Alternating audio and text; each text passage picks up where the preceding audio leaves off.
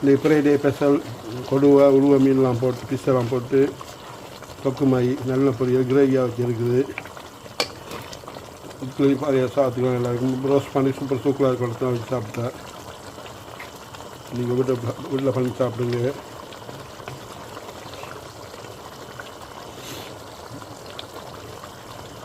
Election ஆண்டு இந்தியாவில் election ஆண்டு ராசி வச்சு நல்ல ஆளாக வேறு வேலையில் கொடுக்குற கவர்மெண்ட் வர்றதுக்கு உதவி செய்யணும் ஜிஎஸ்எம்இ சார்பாக ஜெபம் பண்ணுறோம்.